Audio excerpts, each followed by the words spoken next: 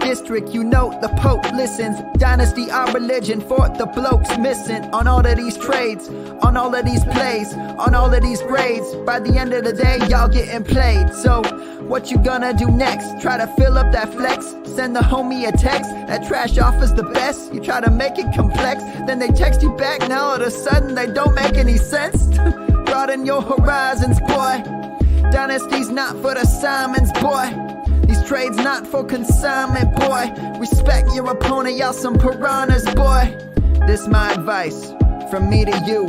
Open up your cute little podcast queue. Search up GOAT District, my dude. Pop it in your ear, man, y'all know what to do. It's the... And I'll always be traded. And I'll always be traded. And I'll always be trading. Y'all try to betray them, but first you gotta bait them. Fish.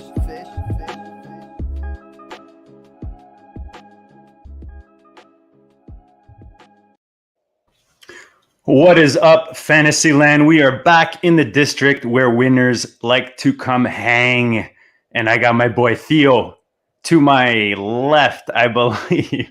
What's up, brother? We know our boy Dan taking a week off again. He's loafing somewhere. No, I'm kidding, man. Man had to work.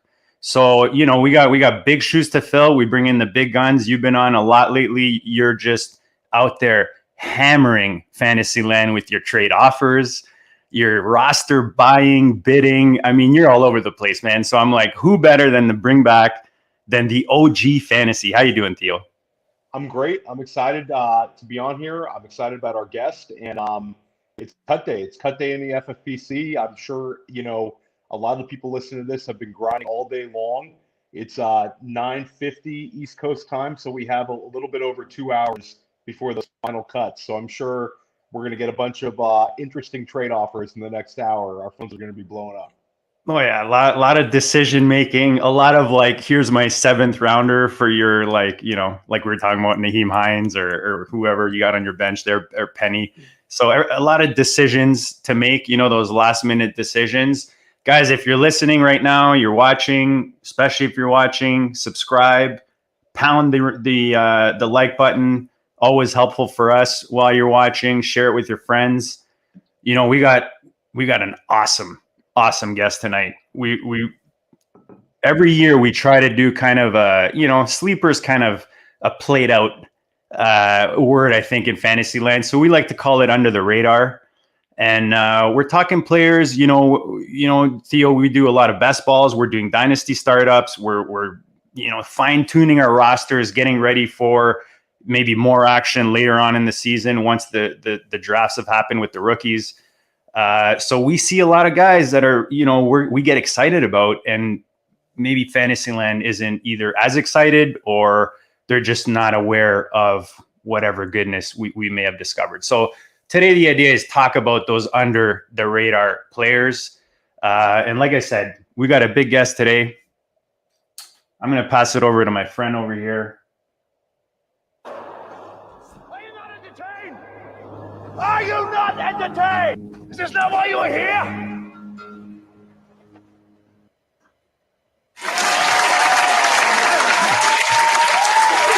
Troy, my man. What is up? The FF King in the house. Welcome to the district, brother. Man, it's good to be in the district. That was one hell of an intro, guys. Thank you so much for having me. It's a pleasure to have you, man. You know, you and I have been talking for a bit now. We finally got it lined up. As I like to say, my people finally got your people to get you to sign on the dotted line, you know? Of course. No, man, I've been dying to use that specific clip, and what better way than for the king, right? To walk into the district. I feel so honored, man. Thank you so much. So Troy, man, I want to start off. I know you're one of these active guys on on social media in Twitter land. The thing I like about it is not only do you bring a lot of goodness, but you're a very positive guy. I really like that. You're always out there trying to encourage people, talking about your good days and your bad days, but you always spin it, I think, in a really positive way. And I really admire that of you. And you know what? You got to keep doing that, man. I think we need more of that in the world, in fantasy land, especially in social media. So why don't you talk about what people can expect when they, maybe they're not already following you, which I doubt, but, remind them where they can find you, your goodness, and what they can expect, when they follow Troy King out there in the social media land. Sure. So hello, everybody. So you can find me at T King Mode on Twitter. I am one of the co-hosts of Fantasy Football Confidential. Like, we air on Wednesdays at 9 p.m. Eastern Standard Time. I'm also a contributor to Football Guys. So in terms of my goodness, right? I like the way that JD put it. But what I just try to do, right? Everyone has so many things going on in their lives, me included. But what I try to do is I hit people with fantasy takes, but I just try to be me, right? Because there's a bunch of people that are talking about fantasy. Sometimes you see drama on social media, but I just don't want to be that person. I just want to, because everyone's going through stuff, right? So I just try to do different things to not only be entertaining, to be funny, but to just brighten people's day, right? If I could make one person smile or help one person's mood that day, then I've done my job. Love that, man. 100%. And that's how we like it in the district, right, Theo? I mean, we don't, like you said, the drama, the negativity, you put something up, somebody put some rankings up, and just the vultures come out, and it's like, well, what do you mean you don't have them in your top 5 or your top 10? Like, why do you care so much? First of all, second of all, it's like, if you don't like my rankings, don't look at them, or whatever it is the comment is. You just see a lot of negativity out there. So that's why, we appreciate the positive and the goodness that you bring to Fantasyland. Theo, anything to add on that? No, Troy's a tremendous follow, and I think that there's always some great content coming through on his Twitter feed. I've been following him for a while now, and I mean, I love the from the old school rap songs to the all the fitness stuff going on now. Plus the great football takes. He's a highly recommended follow, and I'm excited to talk a little bit of under the radar guys with him tonight. Means a lot. Thank you, man. Yeah, why don't you talk a bit about that? I believe it's #FitClub. Is that what it is? Yeah. I'll talk. FF Fit Club. Why don't you tell the people about it who aren't aware about it? I see a lot of it on Twitter, and I love that whole positive energy that brings to the table, and all the you see a lot of stuff on there. It's amazing, man. Even your transformation, man. So tell the people about the motion, the movement that's going on right now on Twitterland, and your part in it. Sure. Yeah. So it happened organically, right? So I think I think today makes it about a week old. So it all started because for a while I've been posting my workouts or motivational things early in the morning, right? I get up at like 5 a.m. to work out because I've lost about like 80 pounds or so. So I went through my personal transformation. Awesome, man. Thank you so much. So one of the things I did was me and my friend JR, right? Like, he wanted to get motivated in terms of just working out. And so we would just be tagging each other on Twitter, to motivate people. And then Ray GQ wanted to get in.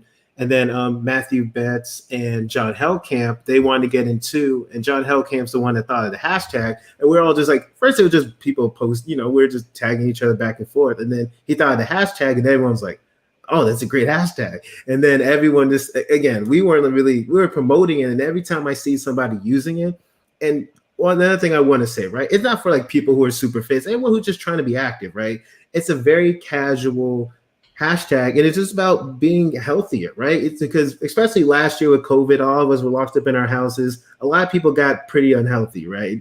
Staying inside, probably gained a bunch of weight. And there's people just in general, America has a weight problem, doesn't eat healthy, right? So it's just little things to do just to encourage people, for mental health and physical health. So that's really about it. Nothing serious. Like, we're not trying to monetize or anything. We're just trying to encourage people. Anytime I see people using the hashtag, you'll always see me comment, right? If I see it, I'm always going to comment. I'll retweet. And I just help promote it, right? Because again, it's not easy to get in shape and work out because all of our lives are busy. So that's pretty much how it happened. And I appreciate you, giving me the opportunity to kind of share that. No, man, for sure.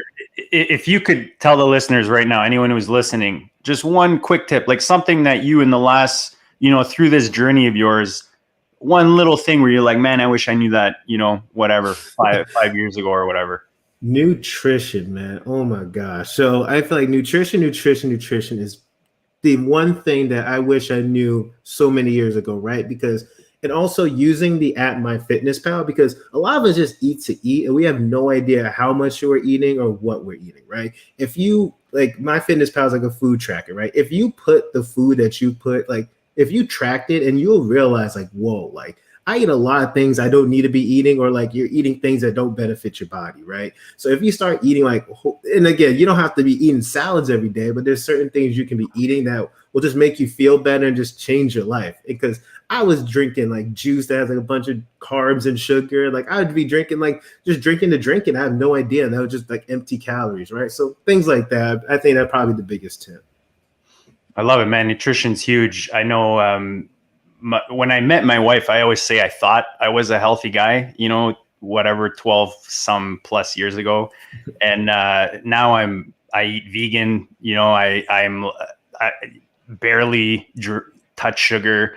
I haven't had pop in honestly like over a decade, like juices, things like that. Stick to water, IPAs and black Americanos. That's basically what goes through my body. But I think you nailed it, man. Like 80% of it, maybe even more, is the nutrition part. And I think that just little things like that, just eliminating little things is huge, man. And that's your perfect example of that. So that's awesome, man. I appreciate you sharing that too. That's of course.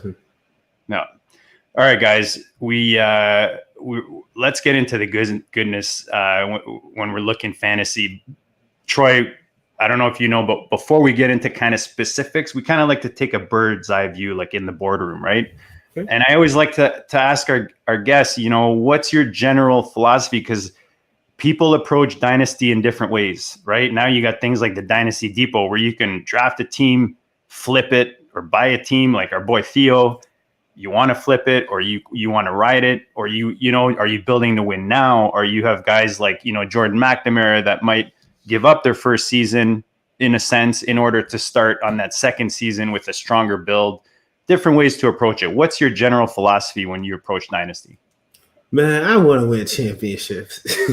So the way I see it, right, it's like I try not to punt, right? And if I do punt, I'll try punting for like maybe 1 year, right? I'm not the one of those dudes that's trying to build out 3 years from now. Like, nah, I'm not about that, right? If I'm in a dynasty league, I want to find a way to win, right? And it's also about recognizing, deep into the season, you realize, okay, I'm not a contender, right? I'm a rebuild. So then it's about recognizing what you are early. So if I realize, okay, like I'm not going to win this year, let me trade some assets so hopefully be better next year, or at worst the year after that, okay, fine. But if my preferred strategy is I want to win, right? And then sometimes it's getting the gross veterans, because everyone is about rookie fever. People like age, but I personally try to take advantage of people who are obsessed with age and try to get those veteran players. Because again, I don't want to say treat it like redraft, but I'm like, hey, I'm a competitive dude. I want to win a championship. That's why I'm in this. So yeah. Theo were just talking about, we'll get to his trade later on, but one of his targets that he brought in, and it's a guy I've been trying to get. I agree, man. I think that you can approach dynasty like redraft with a touch of dynasty. You know what I mean? Like you can still, your depth can still reflect dynasty, and your pillars can still, but a lot of those fill-in pieces, like you're talking, like you can get a lot of production from these guys, especially like any receiver over the age of 28. It's like, oh man, that's like you might as well be 40 at that point. Exactly. And you got guys like Thielen, finishing top 10. Guys like you go back to even how old was Jordy Nelson? Like his last. He wasn't a young pup, when he was kind of finishing up, but he was still putting up strong. There's always those guys like Fitzy's a few years ago was in that, oh, he's not doing anything, but you get him deep in your bench, you throw him in whenever you need him. He's dependable. Like there's different ways to take advantage of these vets. And in FFPC, we play a little top heavy because your rosters are shallower. And our boy Theo put a nice trade. Like I said, we'll get into the details later. I think you'll like what he's done there. Theo, I wanted to ask you, with all these rosters that you're kind of picking off here, do you have a similar plan for all of them? Are you, because I noticed like you're kind of like we're very similar, like you're win now. Are you like that with all of them? Do you have different plans for different ones? Like what's your strategy there? So I would like to think that I'm win now as often as possible, but I think Troy hit the nail on the head. You have to know where you're at. If you can't, if you're middle of the pack and you think you're going to win the chip, it's just not going to happen. You need to realize when you need to blow up team and go after the young guys and completely rebuild. So I have a team that I'm rebuilding this offseason, and I've traded for a lot of draft picks, and I have a lot of these second-year wide receivers like Brandon Ayuk and T. Higgins that I'm very excited about. On that same team, I just made a trade for Jalen Hurts. So I have a lot of fun with that team. But yeah, I think win now is a great way to go. I have respect for the productive struggle. If you're in a startup, and it kind of happens organically when we start collecting future first. I mean, I did it last year, and it was kind of it was tough at times. But I have one league where I productive struggled out, and I got a bunch of picks. And this offseason, I've been able to trade for Devontae Adams, and now I'm ready to go for it in year 2. So yeah, I mean, win now is always the most fun strategy, but you do have to take a step back and know when it's time to blow it up. So win now is fun, but agreed. When you're 5th place, it's time to blow it up. There's no prize for 5th. Reno mode, baby. Reno mode. So Troy, before we get into kind of more specifics, is there something right now that you're doing with your own rosters, or even that you think that maybe not everyone in Fantasyland is either paying attention to or doing for the good of their own rosters at this time of year? Because it's a little quieter. We're not necessarily at the draft yet. We're kind of getting comfy with these rookies. But let's face it, the news is slow. So what is it you're doing right now, kind of behind the scenes that maybe you might give like a tip to Fantasyland listening right now? Sure. I guess for lack of a better term, figure out who people are talking the most junk about, right?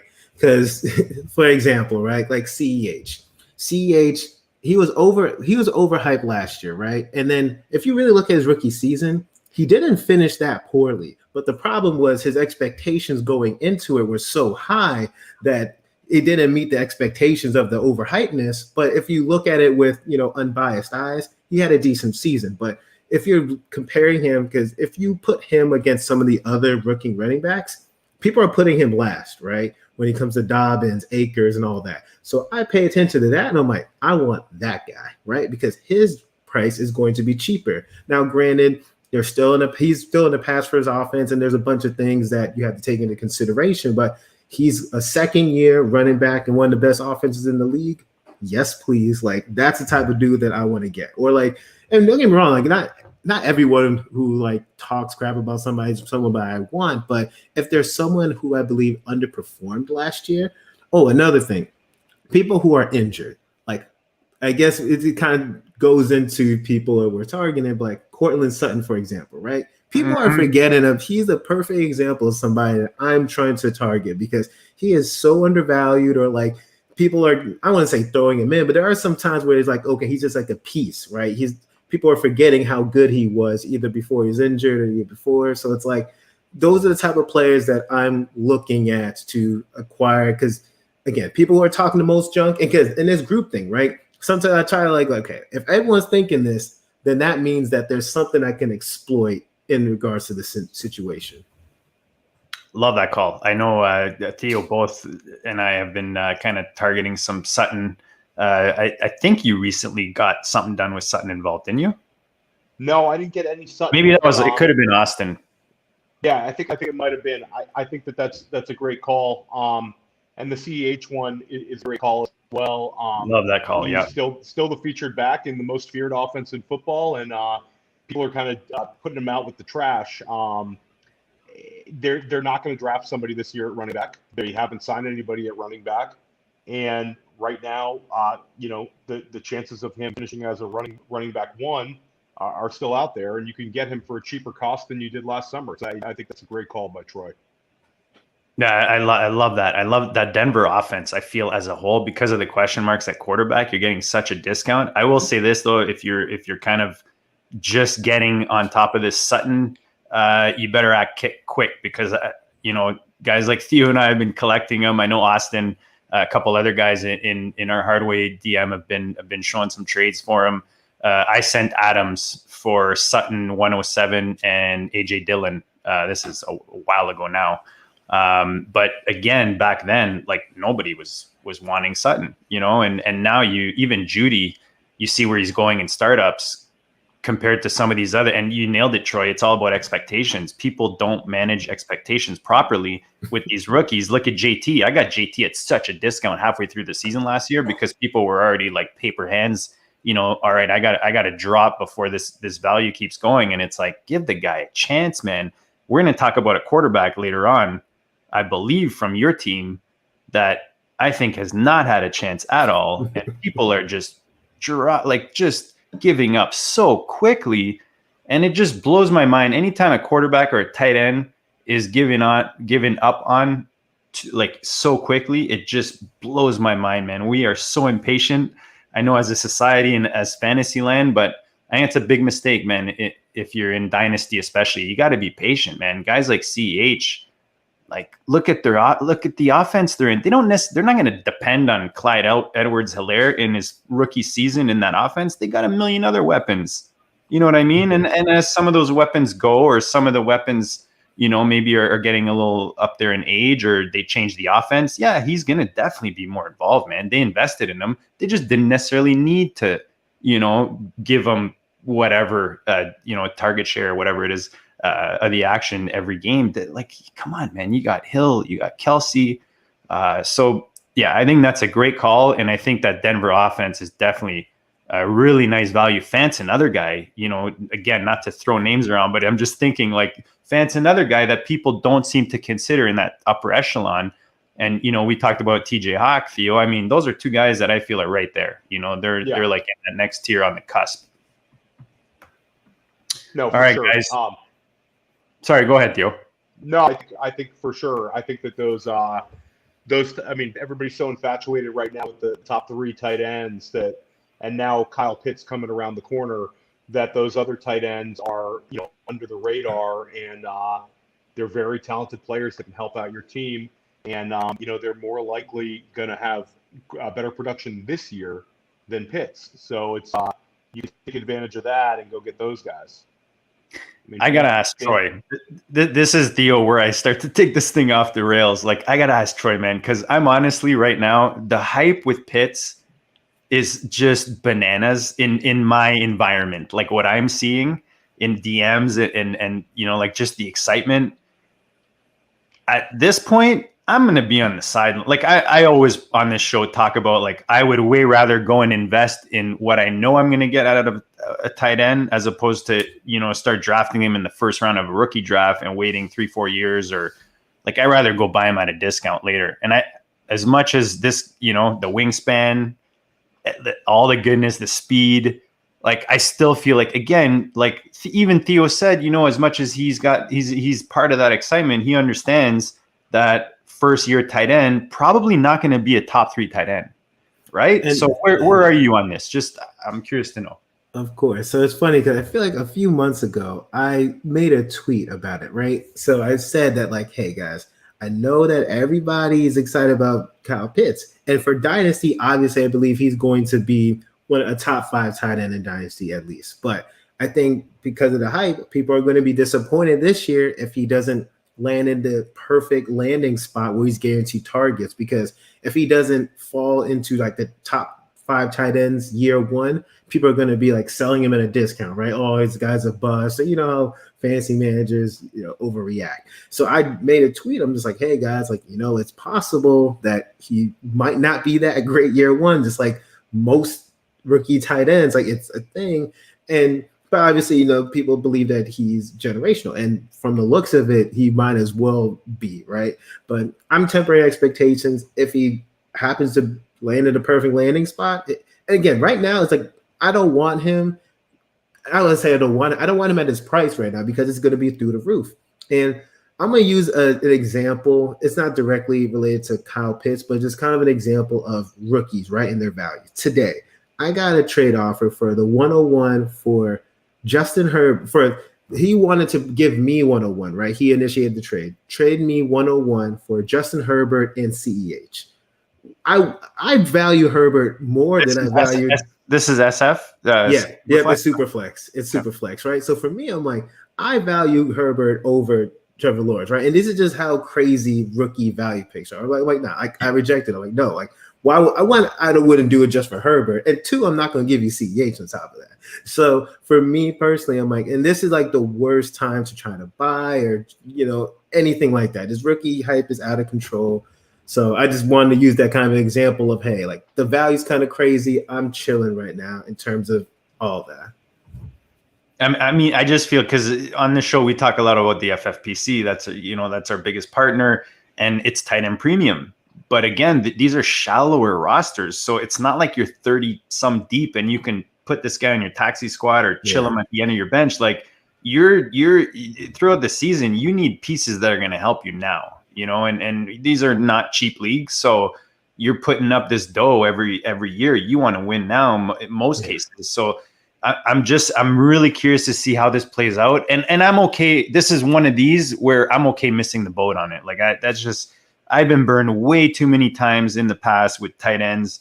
I'll go. I have Kittle, on any contender. I've got either Kittle, Kelsey, TJ Hawk combo with Fant or something like that, where I've invested because I'm pretty confident what I've got. But look, I love that there's excitement at the position because let's face it, after those top guys, it's like it might as well be a flat line, right? Through the next 15 to whatever guys. Whereas now you got a bit of excitement at the position, and you're hearing from guys like Ray GQ that this tight end class is actually really deep. And I was listening today, I was telling you, Theo, I think it was the Breakout Finder he's saying like, do not take Pitts in the first round because you can get pretty good tight ends later. Melvin Jordan, Pat Freiermuth, exactly, right. So I can see both sides of the coin. I like Jordan. I like Freiermuth. Obviously, I feel strongly about Hawkinson and Fant. I do think Pitts could have a hell of a lot of touchdowns year one, and I think that's what could push his production. He's got the longest wingspan of any tight end prospect ever. He has a 4.40. I think that he has a chance, but again, it's going to take incredible draft capital. You're going to have to weigh the cost of drafting Pitts now versus potentially Javonte Williams or one of the top wide receivers, not Jamar Chase. So it's a tough choice. I do think that it's going to be difficult to trade for him, even if he struggles out the gate, because I think the guys are going to invest tremendous draft capital in him, and it's going to be one of those guys with no matter what happens, I'm not trading my picks. So it's a very interesting situation. He's a hell of a player, but tight end is funny. Tight end is a funny position, and it'll be interesting to see how the next month goes heading into the draft. But if he goes to Atlanta at number 4, all bets are off. I think people are going to lose their minds, and I think he'll go even higher. So it's an exciting time, very exciting and interesting. And the thing is that it's such an edge, right? Like it's the one position where you can actually get an edge is that tight end, especially if it's tight end premium. Whereas like quarterback these days, if you've got like a top whatever, you're still all right. You can compete. Other positions you can balance it out, but you get you have Kelsey or Kittle, Waller right now against pretty much anyone else. You've got an advantage going in already, so.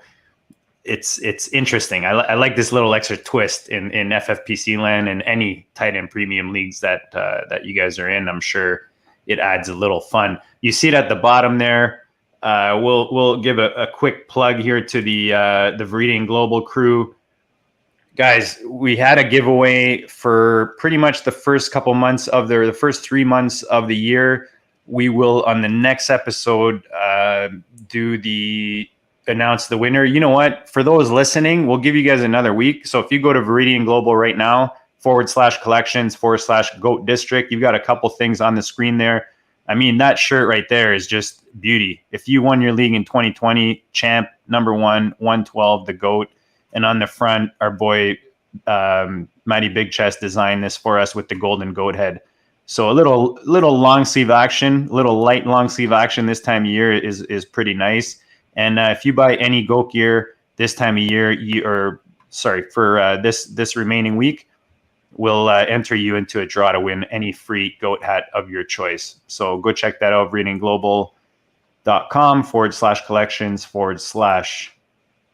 GOAT District. Guys, let's talk individuals. Like I said, we kind of already started. How can you not? But this is the conversation we want to have tonight. So I'll go to you first, Troy. I mean, you brought up some really good names already.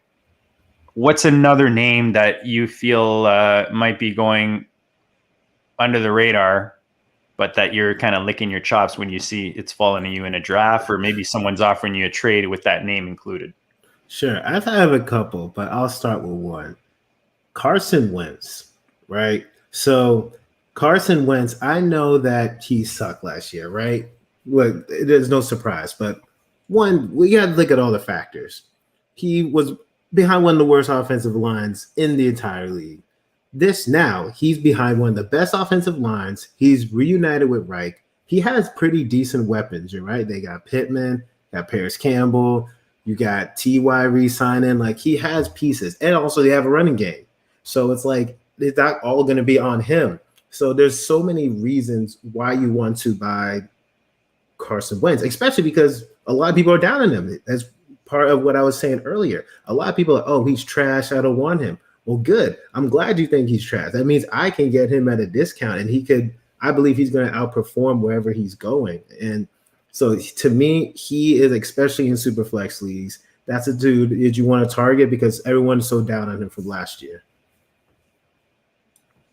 Yeah, I'm not going to argue there, man. Colts fan over here. I mean, he's got a bunch of weapons. We've seen it before. It's not like someone that came up and, he's like, Johnny Manziel or he just hasn't shown it in the NFL yet. We've seen him MVP caliber season. He's reunited with his Mr. Miyagi, if you want. Yeah. And he's got weapons. It's not only it's more like the system. Like, as a Colts fan, you've got management there, and you've got, between Reich and Ballard. I mean, I'm not worried about my Colts as a fan, because I know that they're building something strong there between the offensive line, the defensive line, just the defense as a whole, the way they run that offense. I think he's really coming into a good situation. I really like the Wentz call, especially in Superflex. Theo, where are you with the quarterback? Going? Do you think he resurrects his career in Indy? I think he's definitely got a good shot at it. I think that the offensive line play is going to be a huge help to him. Indy's in a great place offensive line wise, and the weapons he's got good weapons there. It's the receiving core. If Paris Campbell comes back healthy with Pittman and Hilton, and then he's got one of the best running backs in football to hand off to, that takes a lot of pressure off of him. So the Colts are in a great place as an organization, and they chose Carson Wentz as the kind of the missing piece. So I think it's a good call, and I think in Superflex, I think Wentz is a value. People were so down on him last year, but look at his situation. I mean, that Eagles team was beat up. It was ugly. At times Travis Fulgham was his number one target, and Zach Ertz fell off and was injured, and Goddard had injuries. I mean, they were in a bad spot last year. So it's definitely an improvement for him, and I like that call in Superflex. Nice call, Troy. Theo, you know what? We'll go to you next, brother. Do you have someone under the radar you're liking right now in your trades or your best balls or your startups? So I think for Dynasty, I think one of the best values I've seen this offseason is as a player that everybody loves is Keenan Allen. Keenan Allen is one of the best wide receivers in football. He's coming off of a 100-catch season where he only played 14 games. He still had 100 catches. The guy early in his career had all these injuries, but he's had 4 straight years where he's played at least 14 games. And I think that he's not being valued like the elite wide receivers. I would take Devontae Adams over him. I would take Stephon Diggs over him. I'm not trying to argue that. But when you see some of these trades down for Keenan Allen, I had a trade I was very happy to make where I traded Jerry Jeudy. Who I don't dislike Jeudy at all, but I traded Jerry Jeudy and a second rounder to get Keenan Allen. I felt fantastic about that trade. I saw another trade in the league where he went for Laviska Shenault and a second rounder. And I understand it's Dynasty. I understand the age apex. He's 28 years old, but his game is not based on speed. He can play in this league a long time, and he has fantastic quarterback play with Herbert. So I think Keenan Allen, there's a disconnect in Dynasty and redraft. I think redraft leagues, he's going to end up being a second-round pick. And I think in Dynasty, he's being valued like he's going to fall off the face of the earth. Nothing he showed last year should show any kind of a setback. I think he's locked in. If you have a chance to go get him, go get him. He certainly costs a lot less than the other elite wide receivers, and the guy's going to be a 150 target guy and a 100 catch guy in one of the ascending offenses in the league. So I'm very high on Keenan Allen this offseason. I think everybody should be, and I just don't see that kind of hype. Yeah, I love that, man. He's another, he's over the hill, man. He's over, what is he at now? He's over 28, right? So he's the age apex, man. People are scared of that age apex. It's not a running back. It's a wide receiver. He can still play. His game is not based on speed. And it's, I don't see it falling off. Even if they draft a Jalen Waddle, even if they draft a Kyle Pitts, I don't see Keenan Allen disappearing. I think, Eckler and Allen are both very, very safe players with Herbert. They match up well with Herbert, and I think you'll see continued production. Herbert's not an Aaron Rodgers, situation right now where he's kind of picking and choosing who his receivers are. He's found himself a legit weapon, and young quarterback we've seen, a la Steve Smith, they like to depend on either a veteran tight end or they find themselves that veteran receiver that they can lean on. And you saw that with Allen and Herbert last year, which was beautiful. Herbert was just magic last year, and just that offense. And it's exciting going into this year because Allen could have easily, if that QB situation never figured itself out, he could have been one of those guys that, just kind of went a couple tiers down, and now he's super significant. But I think you're right. I think Fantasyland is sleeping on it because of the age. Look, Mike Williams, as much as dude's a beast, he's a nice, red zone type of target. Maybe gets more opportunities now with Hunter Henry gone, but he hasn't necessarily come in enough where he's going to be stealing anything away from Allen. And like you said, even if they bring in a rookie receiver, not going to be significant enough to kind of take away from what he's doing there. So I think that's a great call. I love that. I was telling you earlier, Theo, I'm having trouble getting Allen in the one league where I do have Herbert, my 500 Dyno and FFPC. I've had no luck so far trying to get Allen out of the hands out of that owner. But I know you and Dan are trying to get Allen off of me. That's right. That's right. It's going to take a little more than that to get Allen, but he's tough to get for sure. Not as tough as he should be. See, and that's the thing with being in these leagues together, right? It's you're talking about being on the war zone, and my buddy Randy. I don't even bother we just like the same guys very often. You know what I mean? So Eric the Shiva 82, same thing. Like we'll like the same guys too often. So it's like I don't even bother sending trade offers to those guys because they're going to gouge me on the same guys I want to, gouge others on. So I'm going to stick at the receiver position. Funny enough, this guy just today, I'm going to share my screen here, get a little techie.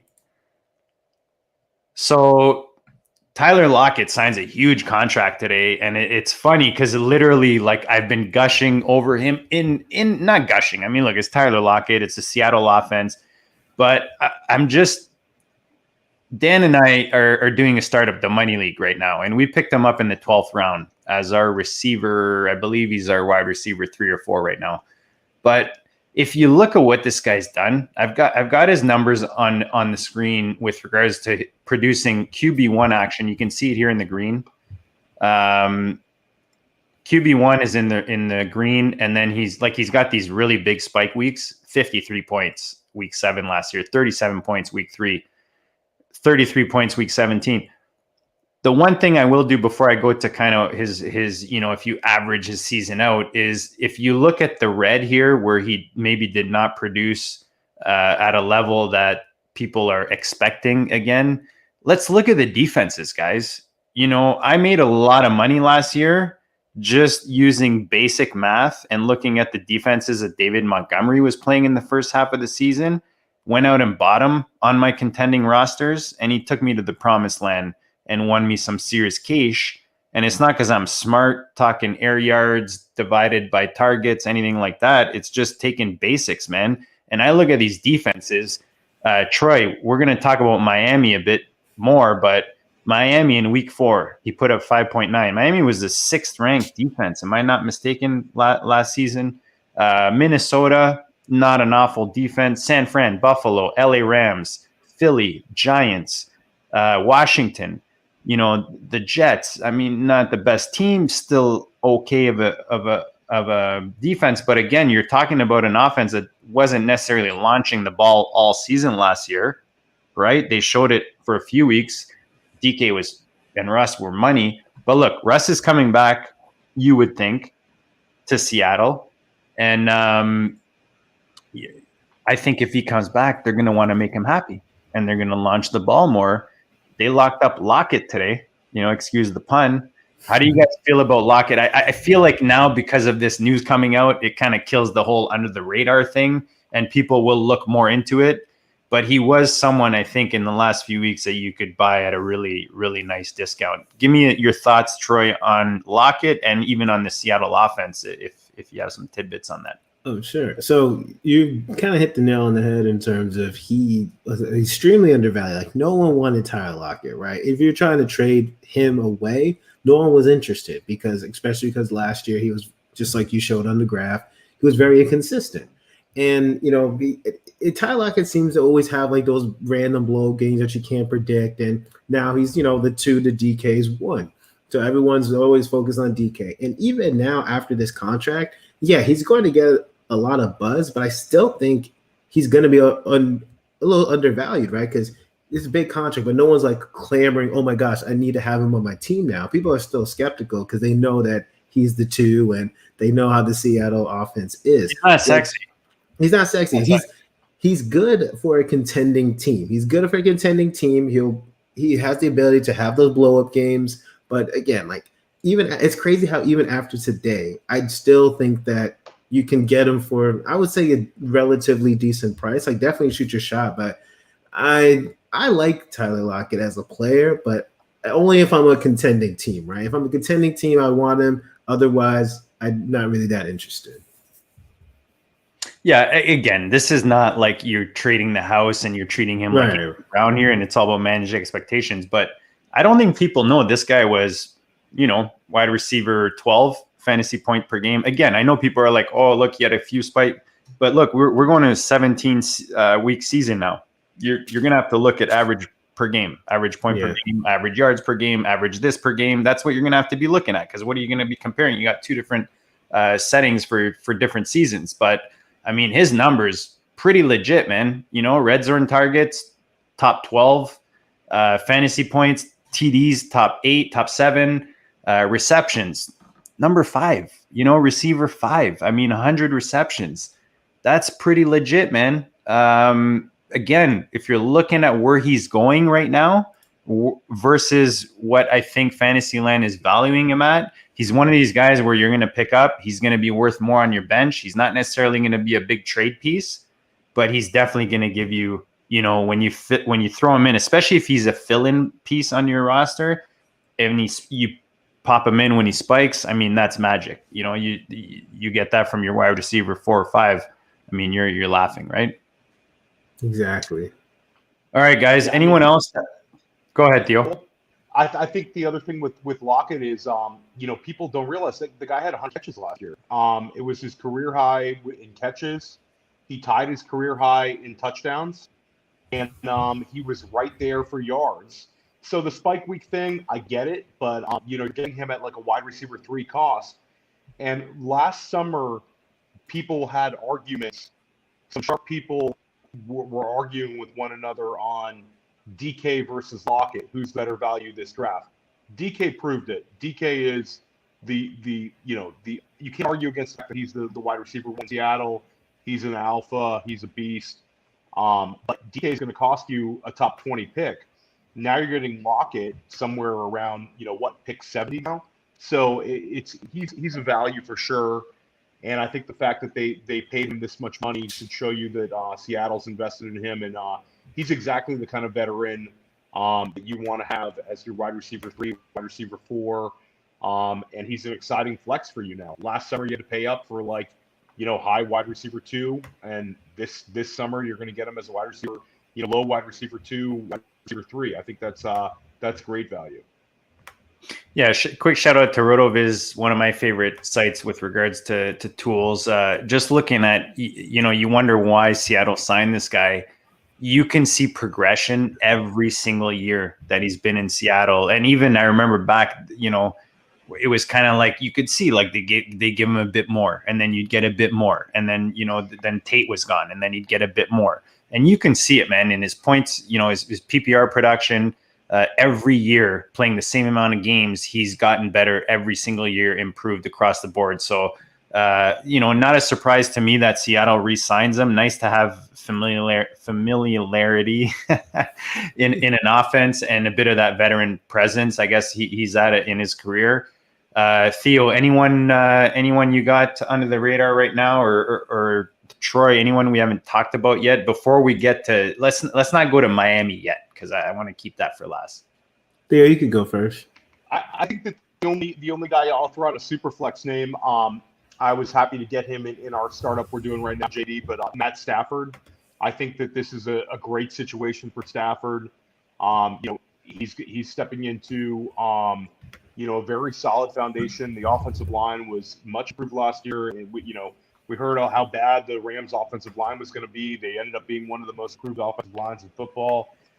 He has 2 extremely capable wide receivers in Kupp and Woods, and an ascending young running back in Cam Akers, and a coach who, puts points on the board and puts people in place to succeed.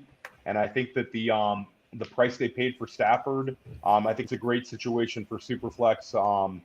I think that right now, the guy's going he's going to end up in the summer. He'll end up going as a low QB1, but you could see big time numbers from Matt Stafford in Superflex leagues. Who's your, just real quick answer, who's your biggest winner in that offense with Stafford going to LA? I've gone back and forth on this a lot.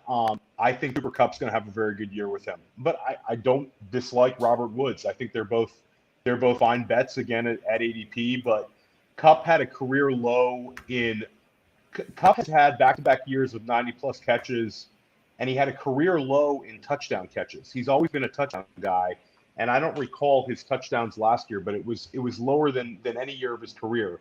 So I think that if he just gets back to an average touchdown season, Kupp's going to end up returning big-time value ADP-wise.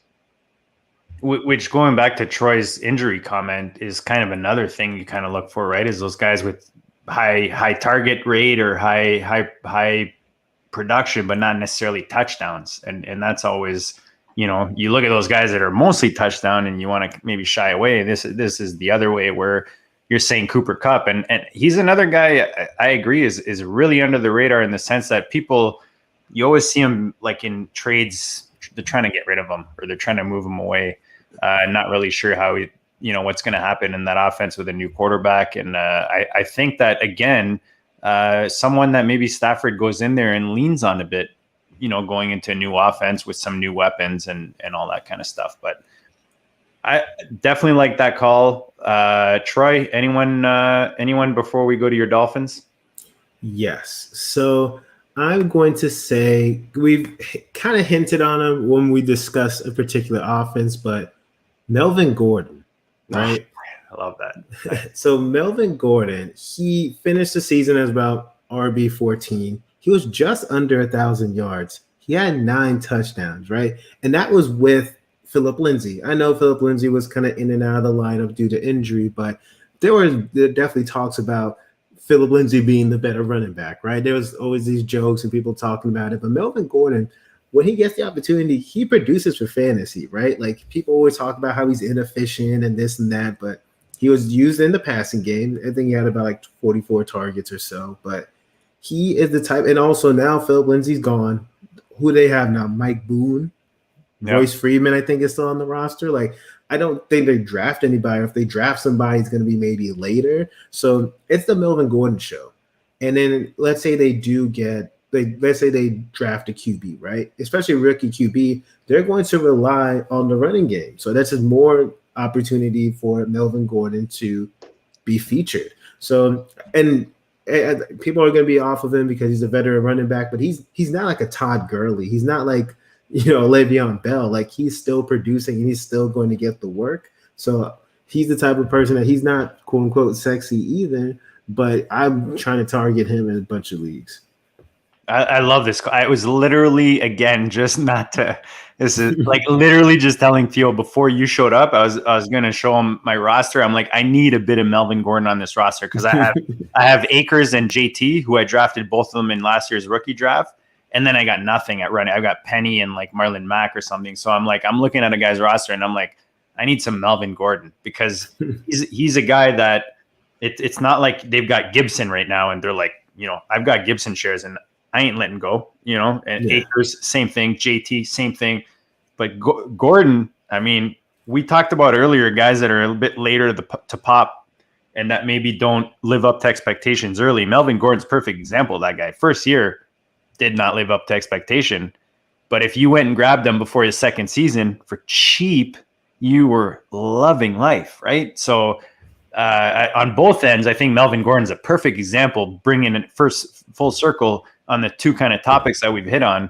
And he's definitely right now one of those guys that if you're a contender that you can add a legit, we see it right here, giving you RB1 weeks, 5 for 5 weeks out of the 15 and a top 24.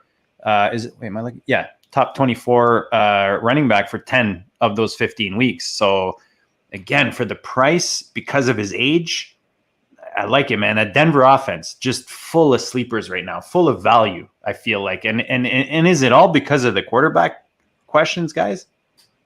I think so. I think people got to be, right? Yeah, I think that there's talented players around a quarterback that's very questionable. But I think that's you guys great points on Melgo, and I think in Dynasty you get to the point where so many running backs are so expensive. Melvin Gordon, if you want him, go get him.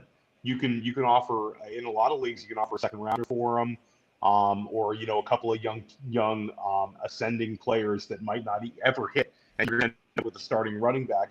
And like Troy said, even if they do draft a running back, Melgo is going to be the guy running outside the gate. So you're going to get at least the first half of the season with Melvin Gordon, and probably more. So that's a good call if you're a contender. I got to give a quick shout out to our boy Dan, the overhyped sleeper, no E on the end. I'm going to throw this on the screen. Eric Ebron last year put up 8 tight end 1 weeks and 11 top 24 tight end weeks. I mean, guys, we talked about the position and how hard it is to fill those spots, especially if you got to fill more than one.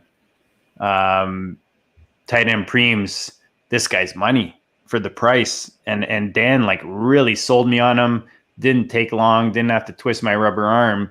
But I mean, I know in trades right now, or I'm in, out there in leagues where I've got a contender and I want to add depth to my tight end spot, or maybe I can't afford to go out there and splurge on one of these top end tight ends we talked about. This guy's money, man, for the price. And what's going to change? Ben is back. The receivers are back. Nothing's changing in that offense. I mean, they might bring in a running back, but You guys think this is a nice little sneaky pickup for our FFPC friends, tight end preem? I would say, it's funny. Ebron probably the tight end I hyped the most besides the obvious tight ends last year, right? Because just like you said, he was going so under the radar, and I was noticing a trend like, okay, this guy keeps scoring touchdowns and getting involved in the offense. And then he started getting a bunch of targets. There was like games where he had like 10 targets, right? And I'm like, yes, please. Like, that's what I want in my tight end. Obviously, Ebron, we know about he can't catch and things like that, but he's a tight end being used in the offense, being targeted a lot. I don't care who you are. Like, yeah, you're going to be on my team. So I love that call. Tight end 14 in target percentage last season. Wow. Yeah, I mean, so Dan is sorry, go ahead, Theo. I'm sorry, but Dan is the tight end whisperer, and he's dead on with Ebron. Ebron, you can pay for Ebron with a low tight end 2 cost, and you're getting a guy who could very well finish as a tight end 1 this year. He would have been a nice guy for the Fantasy Football Fit Club. The guy came to Pittsburgh as skinny Bron, and he was this jack dude in Detroit. He slimmed down for his veteran years, and he looked good some games. And like you said, he had 8 tight end 1 weeks, and you get him for hardly anything. So year 2 with Tomlin, it doesn't matter about all the wide receivers there. I think that Ebron's going to be a sneaky value guy. And I know I traded with cuts coming up in the FFPC, I had one league where some guy wanted to cut Ebron. I sent a 4th rounder, a 2022 4th rounder. So I got Ebron for that, and I felt like I was stealing. I was very happy to have that. It's a team with Fant and Irv Smith, and now I have Skinny Ebron as my 10-3. I love it. Yeah, and he's one of those guys, Ebron, where he's been kind of under the radar in the sense that he's been producing. Like, he went to the Colts, he was all right, and then he is just in Detroit. Whatever's in the water in Detroit, it's just not happening, But yeah, before we get into, we touched on a lot of the trades we were going to talk about, but before we get into kind of the ones that we have leftovers, we got to give a shout out to our friends over at the FFPC. Theo, you and I are in a bunch of DMs, and you're just a monster right now out there in the FFPC, whether you're buying on Dynasty Depot.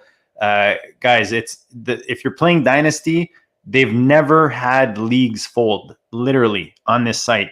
Dynasty Depot exists because if you want to get into one of these higher buy-ins or into one of these existing leagues, they don't, and Theo, you can back me up on this, they're not just throwing up brand new leagues like on a regular basis that are starting at, whatever, $1,250 or $750. There's a reason people love to play on the FFPC. The formats, the options, the variety when it comes to buy-in. You don't have to buy $1,250 team. You can buy a $77 team. You can do a best ball for $35. You can do a best ball for, what is it? What's the highest? I always ask Dan this, Theo. What is it? 2,500 or 5,000? Yeah, best ball they go very high. I'm not sure. Or is it 10,000?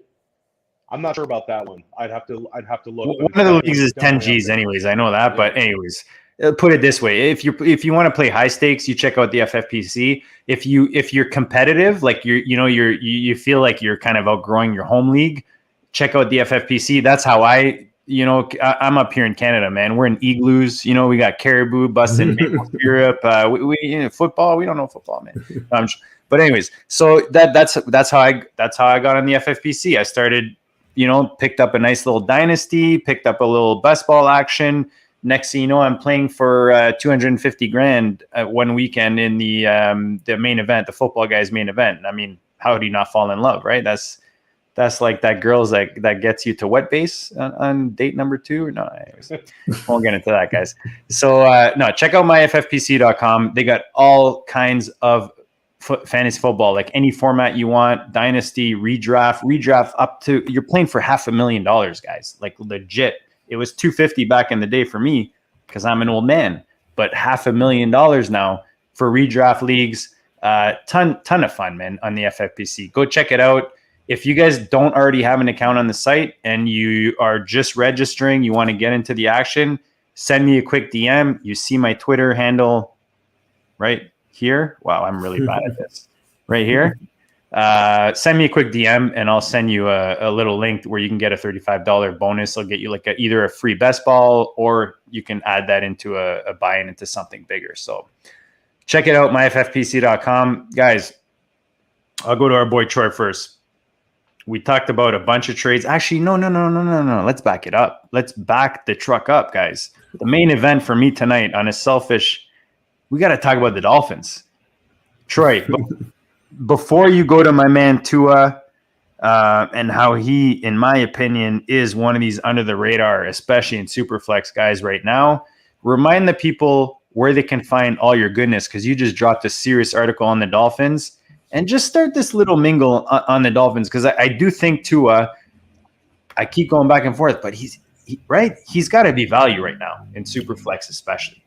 Oh yeah. So you can find so I just did a 2020 Dolphins recap and 2021 outlook for the Dolphins on footballguys.com. So you can go and check that out. But okay, let me get comfortable, right? Because I could probably talk about Tua for a while, because all I see is Tua hate. So let me talk to y'all about certain things that people are forgetting, right? So people know about the injury that he came off of. They know about he played about 9 games. He was 6-3 as a starter. He had 11 touchdowns to 5 interceptions. 11 touchdowns to 5 interceptions was okay, and he added 3 rushing touchdowns. He was also behind an offensive line full of rookies, right? They didn't play bad, but they were still rookies. They still made mistakes. He was throwing to practice squad guys. Some of his starting wide receivers, because of injuries, were Jakeem Grant, Mac Hollins, Isaiah Ford, right? Who's going to win with those guys? Nobody. Okay. So that's just like a few examples of, and also his receivers just kept dropping the ball because of lack of talent, right? He didn't have Preston Williams, Devontae Parker was dealing with injuries, Gesicki was dealing with injuries. There are so many things to consider, right? And don't get me wrong, he did struggle, right? He did struggle a few games, but guess what? He's a rookie. Not everybody's going to be Justin Herbert. And I think the problem is that because of Justin Herbert's success, people are like putting more of a magnifying glass onto it because he was drafted ahead of him. Oh, he wasn't Justin Herbert, so he sucks, right? And people just have sometimes unrealistic expectations of rookie quarterbacks, right? Not all of them are going to, and look at historically, not every rookie QB comes into the league and just lights it up, right? That's kind of my spiel about it. I'm really excited because one, we have Fuller. He's going to help open up the offense, which is going to be better for, Gesicki, Parker, all of them, because it also is going to help us take more down the field shots. Gaskin, obviously he was a very big surprise last year, but I would love if we add like a bigger body back to the offense to kind of like do like a thunder lightning thing. It's like a Najee Harris. He's plus 200. He's like 220, 230, wherever he is. And Gaskin's like a little under 200. So to me, that would be a good compliment. That also help take pressure off of Tua for him to be able to, just do his thing. And improving the offensive line, having rookies in their second year. So all these things are the reasons why you should be buying Tua. And again, like I was saying earlier, people who are talking crap about somebody, those are the people you want to buy because so many people are down on him. You want to acquire that person on the cheap, especially, hey, I'm not saying he's going to be a QB1, but he's going to be, there's a good chance if I was being honest, probably high-end QB2 might be his ceiling, and that's fine. That's completely fine for a super flex league. So that's my spiel on Tua. And who do you think that they're going to take with their first draft pick this year, Troy? And who do you want them to take? I get this question a lot, and my answer keeps changing. So I'm very 50-50 on 2 guys, Jamar Chase or Kyle Pitts, right? Because here's the thing, and some people might be like, oh, why do you want Kyle Pitts? You have Gesicki. Well, I understand that, but Kyle Pitts, again, we all know how great he is. And if we can match Kyle Pitts with Gesicki, it would be a nightmare for defenses. And who's going to guard him? Safeties, linebackers. Like, it would be a matchup nightmare for them. And then it's obviously you're going to have Kyle Pitts for years to come. You just don't get tight ends like that often. So that's one of the reasons why, like, hey, I think my heart kind of wants Kyle Pitts, but most likely we're going to go receiver, right? Whether it's Chase, Devonta Smith, Jalen Waddle, I'm good with any of them. But if I had Chase, to me, is the wide receiver 1 in this class. So if he's there, I think he probably makes more sense. But I would love if we had Pitts. Yeah, man. You're a Dolphins fan, right? From your profile, I mean, I see a little Dolphin. I'm like, he's got to be born and raised a Dolphins fan. Nice, you're down there in Orlando. I mean, it's got to be exciting, right? Because I mean, you kind of see this New England feel to it with regards to how they're building this thing, and I feel like, yeah, you know what? If Tua doesn't take that next step this season, they've kind of built the car, so that the driver can kind of just sit in and kind of get into a race, if you could. And I feel like Tua, he hasn't had a chance yet, man. Like, he's coming off injury. You named all the million reasons. I'm very surprised, to be honest, with the hype that Tua had coming in, that fantasy land's kind of given up that quickly. And I'm into like sports cards and that kind of thing. And it's not only fantasy land. You saw it with his rookie cards. You saw it with a lot of stuff that was just Tua related. Super hype, and then just, like the expectations, man. You got to be more realistic. But if you are realistic and you notice the big difference between where you're at, where Fantasyland is at, and where the reality is at, that's where you find opportunity, right? And that's what we're trying to unlock today. And I think you unlock some beauties right there in Denver, in Miami. I mean, we got all kinds of great examples, right? Absolutely.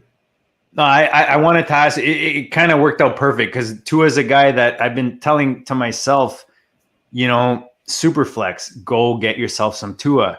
And what is it? Kurt Warner I think he did like a 2-part series or something where he sat down and looked at the film and broke it down. And you listen to some really smart people that have broken down Tua in his first season and even some comps.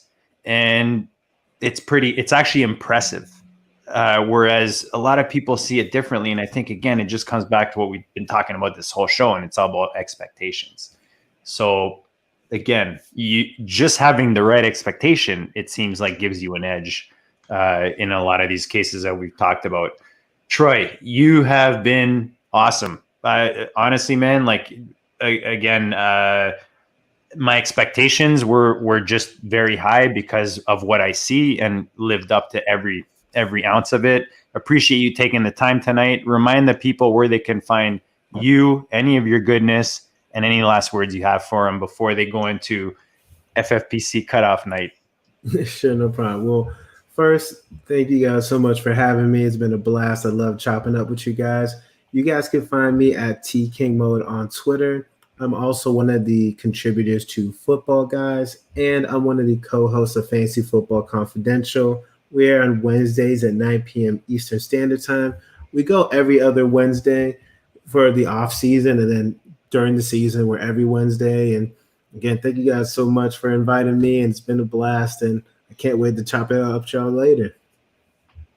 For sure, man. Theo, buddy, always happy for you to fill in for Dan, especially when we bring in the king, the guest of this level. But in all seriousness, man, I asked you back on just because I love talking fantasy with you. Remind the people where they can find you. Remind them where all your goodness can be found. And guys, follow both of these guys on Twitter. Like, no brainer. If you're into fantasy, it'll benefit you in many ways. The OG.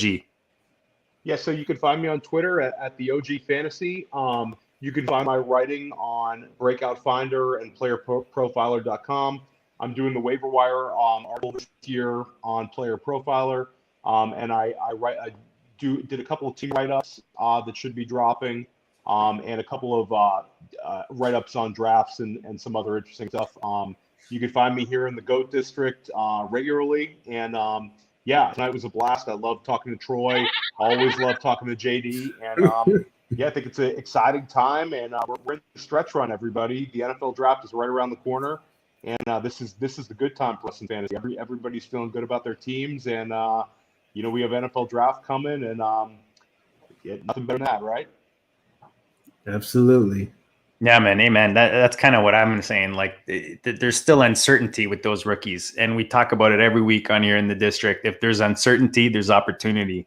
So capitalize on that before, the pieces are placed and people have more surety, if that's even a word. But we appreciate you, Theo, you, Troy, for sure, for all the goodness. It's been a blast tonight. We went, oh, look at that. Dan will be proud, man. We kept it close to an hour for the first time in a really long time, but it's 60 plus minutes of tons of goodness. We thank all of you guys for hanging out with us. Make sure you subscribe, make sure you like, make sure you share. Any of that takes seconds and it helps us big time. And we appreciate that. We want to thank our partners, obviously the FFPC, myffpc.com, the place to play fantasy, Viridian Global, all that goodness, all your GOAT gear. Go check it out. You got another week if you're listening to get into that contest for a free hat, free GOAT hat of your choice. The Dynasty Depot, Theo is on there on the regular. You got deals. You can, we talked about it. You can draft a team and flip it right away, man. It's a whole new world, the stock market of the FFPC Dynasty teams. And that's it, man. Hang with us in the district. We'll see you next week. Thank you for hanging with us. Be safe, be healthy, be happy, and we'll check you all later.